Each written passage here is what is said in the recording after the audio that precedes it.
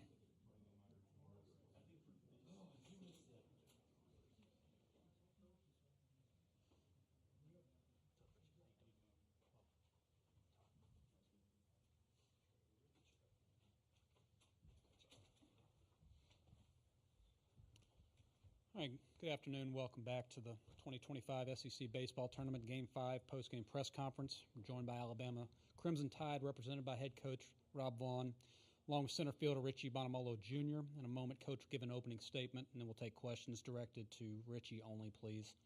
Caitlin and Jake are passing microphones, so please wait to be called upon before asking your question. Coach, if you give us an opening statement. Yeah, really good game through 6, really through 5. When they come out, they were swinging the bats extremely well early. I thought we minimized and did a good job minimizing innings early. We're able to tie the game up. They make kind of a costly error there with 2 outs, and Richie follows that up with a huge double that gave us the lead there, and you're kind of back in it. And very honestly, a game that felt like we were probably down 10-0 going into that inning. So to grab the lead there in the middle is exactly where you want to be. And then we just couldn't stop them. I mean, that offense was firing on all cylinders today, man. They didn't miss mistakes. They capitalized on stuff, and at the end of the day, just couldn't slow them down enough. These kids fought and scratched and clawed to the very end. Just dug too big of a hole to get ourselves out of there. So, wish we'd have played a little bit better there, but we'll turn our attention to this week and get to work and hopefully play baseball for a couple more weeks. We can get questions directed to Richie. Please raise your hand. Let's start in the back right. You had another one. Just kind of what was working for you at the plate today? I think our hitting coach does a great job of putting a scouting report out there and just committing to our plan. We go into the plate with a plan, and I just executed it. And, when you're doing it for your team, it feels even better. Next one for Richie. In the left, 4th row. On the one where you got tagged out at second, were you disappointed to see Cade not get the wave? Not really. I think in the moment I should have kept my eyes up, rounding second, and it was kind of too late when I looked up, and everything happened. But everything happens for a reason. So, standing in the back right. Hey, Richie, just for you guys to come in the 9th and still put some runs across home base and, try to continue to make this a ball game late, just kind of what does that late effort show about the resiliency that this group has, and how can that benefit you guys in the NCAA tournament? I think we've been incorporating something like, it's always about the finish. And, even though, we lost today, I think the fight kind of showed how much, our team puts into this, baseball team. So I think it is perfect. In the 2nd row on the right. Emily Smart, Tuscaloosa News. Richie, how are you feeling after running into the wall? And what was your reaction to that play? It wasn't as bad. The wall had padding, but I think it was a cool play. Hard hit ball, just got there, and I think it was cool looking at the scoreboard and seeing the little replay. So it was a cool catch. Any more for Richie? If not, one more in the middle. Richie, Matt Talbot from World Baseball Network. What's it like, the next week you guys might host a regional or possibly, how do you just feel about what you guys want to do next week to just capitalize on the tournament? I think no matter what, our team knows what our strengths are, and we know what we have to work on. And if we're, hosting a regional or going somewhere for a regional, it's not going to matter. We're just going to still show up and do what we do. I think that's it for Richie. Richie, thanks for your time today. Good luck the rest of the way. Thank you. All right, questions for Coach. We'll start in the front row on the left. Hey, Coach, you rally back from 5-1, take the lead. How difficult is it to try to manufacture two big rallies in one single game against the defending national champions? Yeah, I mean, Tennessee, you kind of saw what they were. I know they've scuffled a little bit down the stretch and haven't played their best baseball, but, man, that offense is scary. When it gets rolling, it's scary, and they were rolling from the rip. I think they were on time. They were taking stuff away, and they just got in a groove there, so it kind of just got hard to stop, and really as weird as the first 5 innings were, you felt about as good as you could with a 6-6 game and running Zane Adams in, and it's a little bit of a different role for him. It's something he's not used to, and he just wasn't sharp. We'll get 2 freebies there to the middle, and that's it. That's when we just need him to come down and kind of shut that down. And believe me, it ain't out of lack of effort for that kid. I mean, he made himself available today and wanted to pitch today. Just didn't have great stuff today, and then that 5 spot happened, and then you saw A.J. Russell really settle in. I mean, report on that, guys. It's very limited right change-ups, and you saw him start to really land that right change a lot, and it's what good arms do. It's a really good heater, and Drew threw a ton of strikes. He was ahead in counts. And once he settled in after that 5 spot, he did what you did. When you get the lead, you gotta stay on the attack and go get those zeros. That's exactly what he did. And we fought and clawed there at the end, but it was just too big of a hole to dig out of. On the left, 4th row. Coach, I know you mentioned yesterday about maybe Riley doing a little bit of angling to get the start today. Ultimately, you guys didn't go in that direction. What went into the thought process there, and specifically with Zane after he didn't come out of the bullpen once all year, and then he's on even shorter rest than Riley would have been? Yeah, I think a lot of that goes into kind of pitch count. A lot of that goes into workload. A lot of that goes into just history, man. Like, you look up and I mean, Riley's still coming off of TJ, and he's a max effort arm. It's not like it's 86, 88 and a changeup guy. I mean, it's 98 to 100 and kind of max effort stuff. And so Riley's pitch count got up a little bit higher last week at Florida. Zane, obviously, unfortunately, wasn't in the game near as long at Florida, so just hadn't thrown as many pitches, was a little bit fresher there. We talked to Riley. He played catch yesterday, and I think would have loved to have got out there and gone, but he was like, man, I just feel okay, and I don't feel awesome, and in that point, there's not a shot that I'm going to run that kid out there. That kid's going to make a whole lot of money here in about a month and a half, and we got a lot to play. We need Riley as fresh as he can be this upcoming Friday, and so you saw the same thing. I heard Tony kind of gave an interview yesterday talking about Phillips, and it's like, man, you want to win this, you do, but you also can't put your arms at risk, especially a kid that's poured his heart and soul into Alabama like Riley Quick has. I think even he told me he felt awesome. Man, I want to win this thing as bad as anybody, but I'm not willing to put him at risk to do that. And so Zane felt fresher. He didn't throw near as many pitches last week. Felt like he could do it. We wanted Zane to get a clean inning. We weren't going to bring him into the middle of a mess, and we thought that was kind of the window, top of the lineup coming up. Who had been really good, and Zaner with a clean inning, see what he got, and like I said, just wasn't awesome today. On the right, on the back. Coach, just what about this team and the resume? Do you think you guys have done enough to host a regional, or what's your thoughts on that? Yeah, I think it's interesting. I'm not a politicking coach very often. I'm very much go let your work speak for itself, and if you're good enough to do it, you do it, and if you're not, you're not. But it's funny. I'm sitting around the hotel room yesterday, and you're watching the SEC now and all this stuff, and they're talking about all this stuff, and it's like, man, Florida plays Ole Miss, and Alabama plays Tennessee, and man, that seems like a fight to host. And the reality is, like, we won 17 games in our league, 17 games in this league. Our RPI, I don't know what it is after today's game, but it's got to be in the top 12 probably at least. To me, it's a no-brainer. This team went out and won every single midweek game all year. We lost one non-conference game all year. We've done some really good things. You win 17 games in the league with the top 12 RPI. I think it's kind of silly that we're talking about, are we hosting, are we not? It should be, where are we being seated in the top 16? Now, within that, it's out of our control. You come here and you win 2 or 3 games, you completely take it out of any committee's hands. But, a lot of these teams that you're seeing kind of as locks to host are teams we played this year or teams we beat this year. and some of these things. So this league's just something different. Believe me, I spent a lot of time out of this league and got super annoyed with every coach that got up here. And I was like, man, you're 2 games over 500 in your league, and you think you should host. And then you come walk through this league and you understand exactly why you should host doing that. But like I said, it's out of my control now. Do I think this team's done enough? I don't think there's any doubt. I think that resume should speak for itself. But it's in the hands of the committee now, and we'll get back to Tuscaloosa, get to work, and be prepared for whatever comes next week. On the left, third row. Hey, Coach, obviously along those lines as well, how much emphasis do you think a selection committee should put on the SEC tournament when there's so many good teams here? And then also, what do you think about the format now that the run is done for y'all? Yeah, I mean, I guess to answer the first part of that question, I've always believed that postseason tournaments should only help you. They should never hurt you. I've always kind of believed that and stuff. And man, you go win games in this league. It don't matter if you're playing them on a Tuesday, if it's a non-conference game on a Tuesday.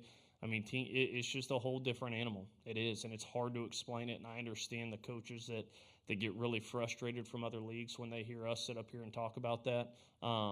But, man, it's just something different. We just got done playing 10 super regionals. That's exactly what we played, and there's nothing that matches that. There's great players all over the country, no doubt about it. There's great teams in the ACC, in the Big 12, in the Sun Belt. There's great teams everywhere. There's no doubt about that.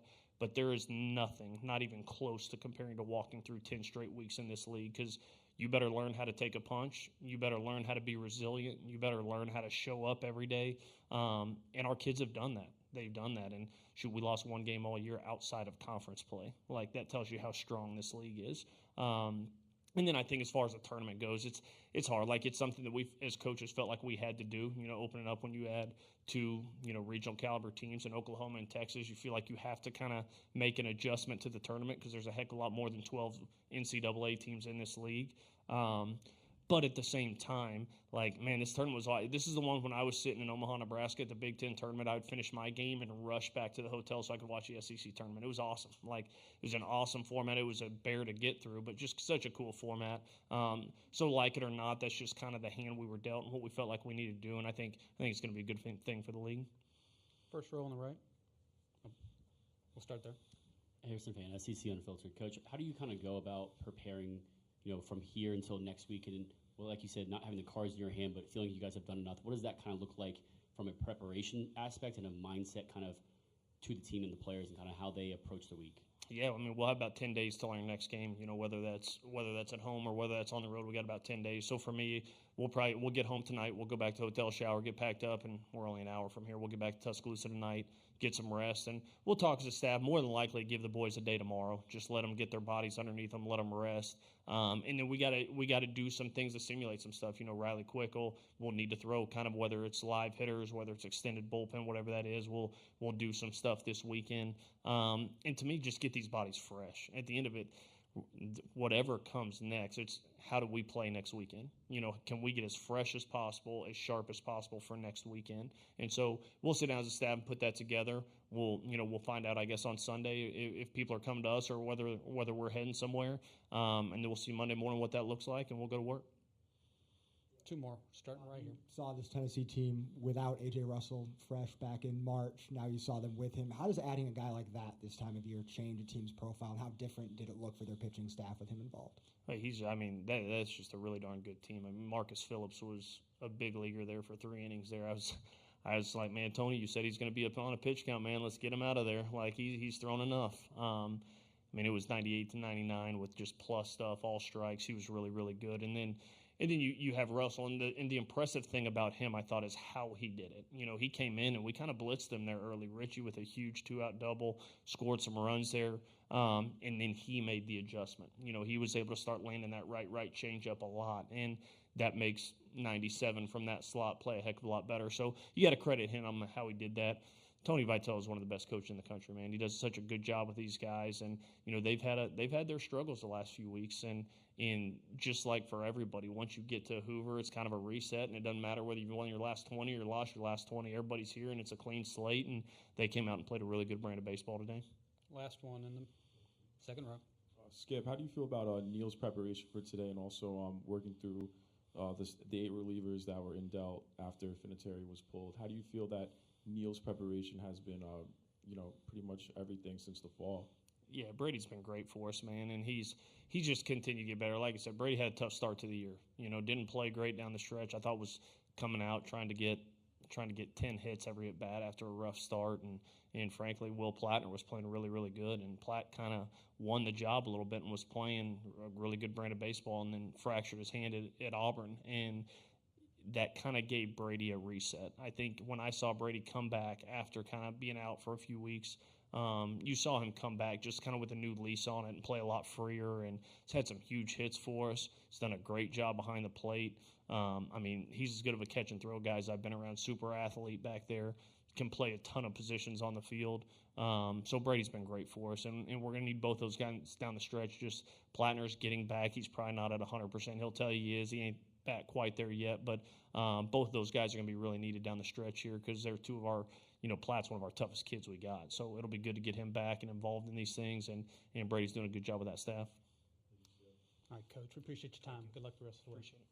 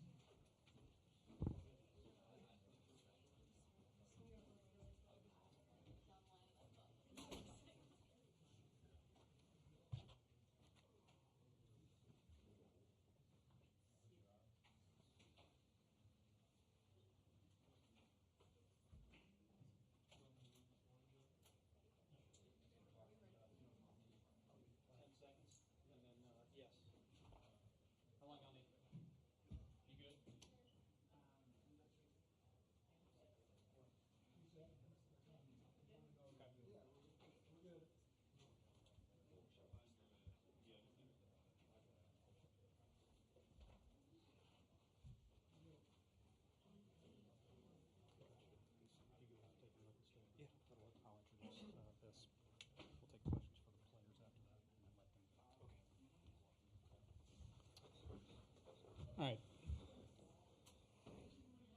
Welcome back to the 2025 SEC Baseball Tournament Game 5 post-game press conference. We're joined by the Tennessee Volunteers, represented by head coach Tony Vitello, along with pitcher A.J. Russell, designated hitter Levi Clark.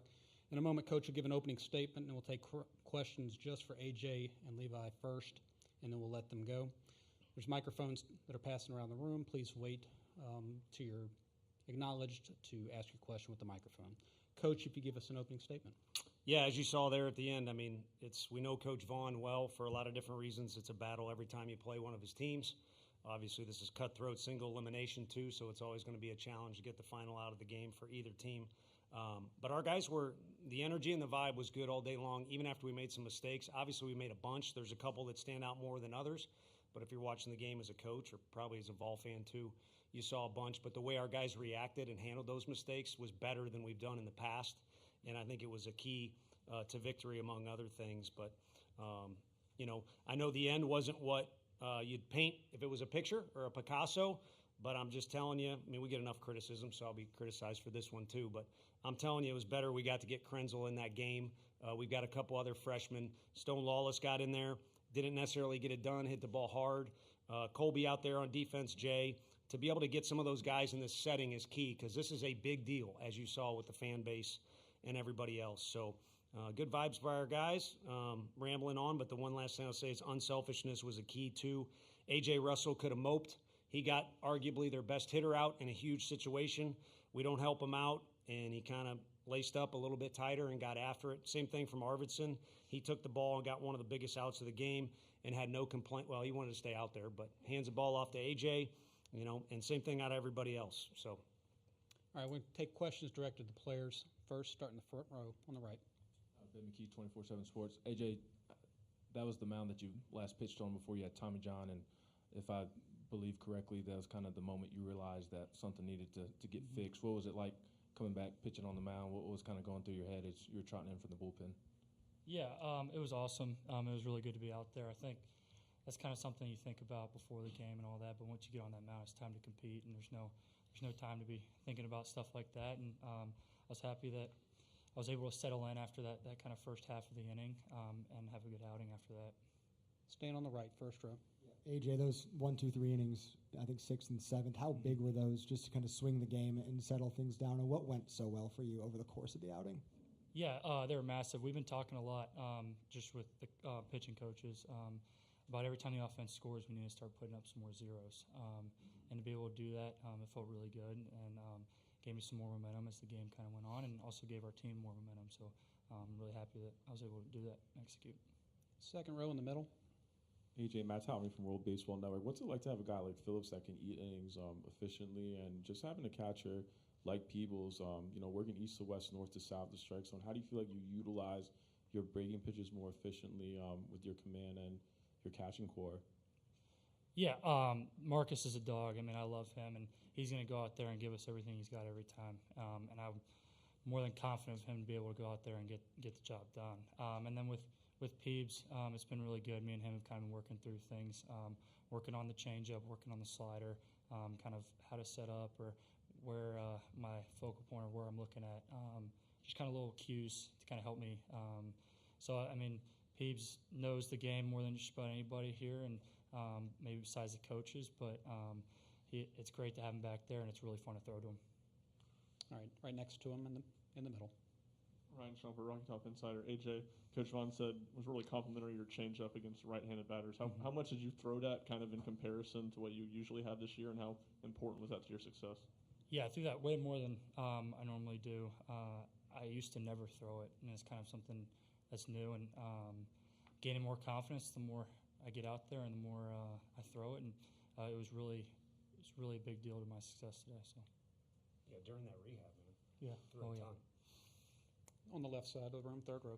Tristan Thornhill, 90.3 Rock. Levi, it was your first taste of SEC, tournament play. What'd you feel, and how do you think about your performance today? Walking up, you think about it, but once you get in the box, it kind of goes quiet. You don't really have time to think about it, and just got to think about your task. Next question for the players. Front row on the right. Levi, what was the offensive approach coming in today? A season high 20 hits. What do you think was working so well for the offense as a whole today? I don't know. I think for the most part it was just getting the job done early, and I feel like we had a lot of big at-bats, like one by Reese Chapman, where he just grinded the pitcher down and helped the guys behind him get to him early in the count. And last one for the players on the right. Yeah, Levi, how would you say the team responded after giving up the 5 spot in the 5th? I mean, the motto lately is kind of just like been move on to the next. So when that happened, no one was really worried. We were ready for whatever. All right, AJ and Levi, congratulations on the win. We'll see you again tomorrow. Thank you. For your time. Thank you. I'll tell you later.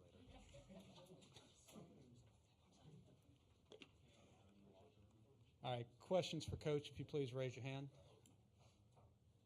Let the door close.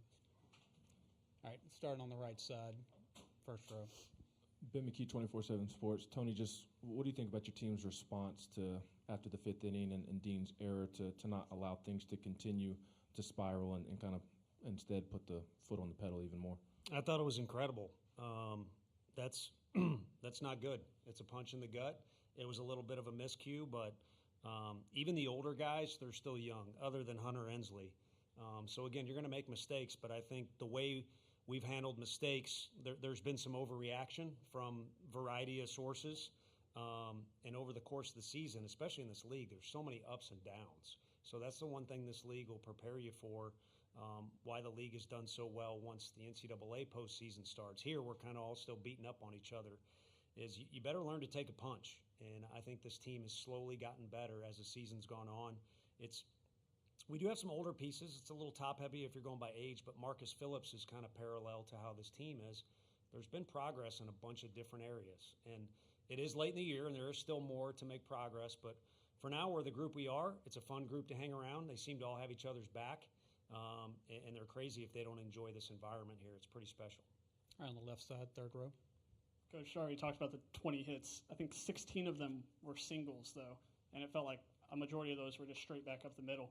From the dugout, what did you see from your perspective that allowed that kind of success on offense? Yeah, I mean, the park will play big on you here sometimes. I know the wind was going to right field, and Lavalette doesn't count. He can hit into outer space at any park.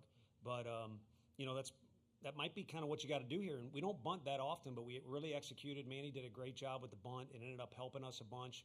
Some were just two-strike, getting balls by guys. But to me, it all started at the beginning of the day. You could sense it a little bit.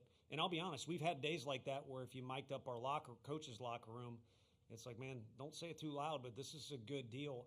And it hasn't always worked out on the scoreboard. Again, it's the SEC. So all we can ask is our guys approach pregame wherever we go, Hoover High School, and then you got to hang out in the locker room and wait till the game's over. That game could have ended real early. It went long. That approach needs to be repeated. And then you just go out and have fun and you play. And again, if you make a mistake, you just get back after it, and we'll see what the stat sheet or scoreboard says after the game. Front row on the right. Yeah, Tony, end of the fifth there with 2 outs. Levi and Cannon had back-to-back singles to tie the game. How big were those hits? And then also Dalton's at bat the inning after with that 2-strike hit the opposite way. Yeah, Dalton was just a little overeager to do things and, really literally just played pepper. That was one of those I was referring to with 2 strikes, just got it by a guy. But for Peebles to tie the game, I mean, he had as good a view as anybody. Looks like we're out of the inning. Marcus was absolutely cruising. I mean, he led us into battle like no other and did it on short rest after we kind of moved some things around. So for Peebles to get that knock in that situation might have been one of the biggest blows of the day, in our favor. So all in all, team effort. Levi did a really good job. He's talking about an at-bat where Reese didn't even get on base. I think he ended up striking out, but wore down that pitcher a little bit, and we end up scoring after that. So teamwork. In the center of the room in blue. Tony, you touched on it a little bit, but with Dean's error, just kind of where are you from a confidence standpoint with him defensively, and how do you kind of handle some of the issues he's had at this point in the year? I'm plenty good with it, ride or die, for anything, on or off the field with that guy. And obviously, I owe a lot. I owe a lot. So you can talk about wallet, you can talk about whatever, you can talk about all kinds of other stuff. So he's done a really good job for us adjusting at second, like Fisher has done. Like, hey, just tell me where to play and I'll do it. Gavin has been similar as well. I think where he's really shown well there is range side to side. That was a play that was kind of a tricky one as far as the hop you get. And I think because of the way he fielded it, he thought he needed to get rid of it right away, and we had fish deep. So it was an odd play. Should it happen? No. But again, these dudes will make mistakes.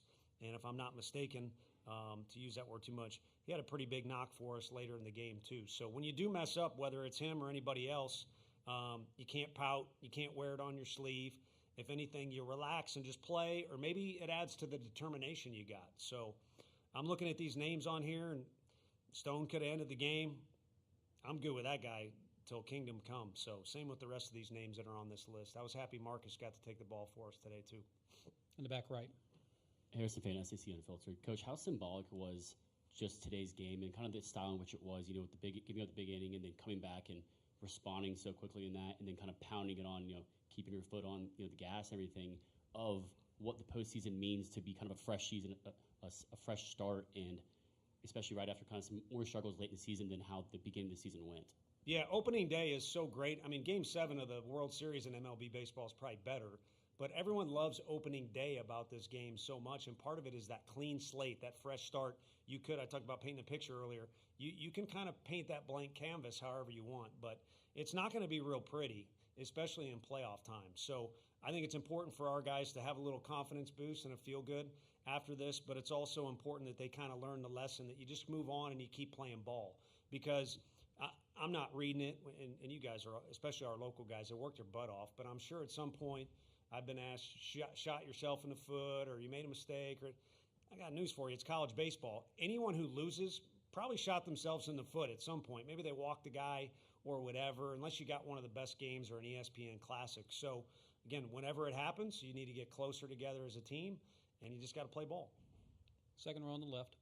Laura McGill, ESPN Gainesville. Coach, after an offensive explosion like this game, what's the message to this team for the quick turnaround to face an opponent like Texas? We pointed out, we didn't even talk about tomorrow's game too much. We kind of talked more about managing the schedule here. The city does an incredible job, so there's a lot of free time, there's a lot going on, and then there's a lot of sitting. Part of the postseason, it could be NCAA or this, it's just kind of managing your circumstances, whether it's hanging out with family or making sure you got tickets all in order. So we just kind of talk more about some of the unselfish things that went on today and applauded those guys.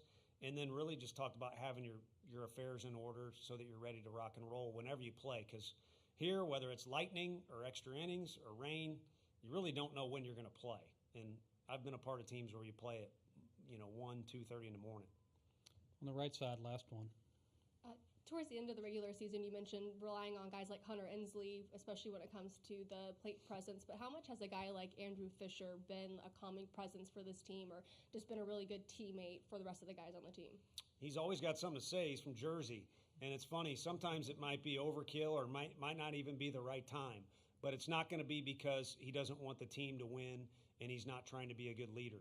And more times than not, it is just that. He's a good leader. And it's interesting because he's got, I think he kind of has glared, at a time or two, maybe glared in the other dugout or kind of looks like he's, overly intense. But he's just a good vibe guy. He's always having fun playing the game. He believes in himself. He's so comfortable in his own skin. Sometimes it can make you kind of check yourself or be a little uncomfortable. So each guy leads in their own way. Hunter does it his way. I think Andrew keeps the guys loose, keeps them very competitive. He's always communicating. And again, he's comfortable in his own skin, which is the way you got to play this game because we talked. 1 minute you might get embarrassed or it may not go well, and then there's going to be another pitch in the game. So you better be comfortable in your own skin that this is the guy. I'm here, I'm present, this is who I am in this particular moment. All right, Coach, we appreciate your time today. See you again tomorrow. Thank you all.